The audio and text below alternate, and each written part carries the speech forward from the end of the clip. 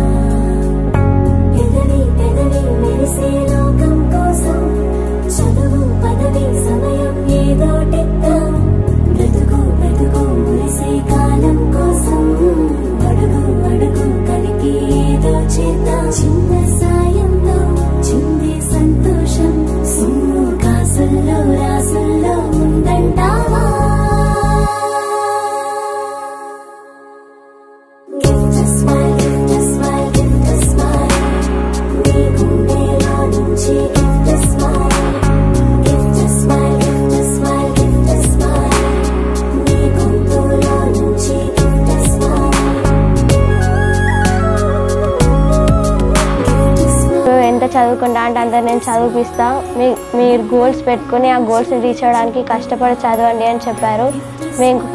మేము కూడా సార్కి మాట ఇచ్చాం.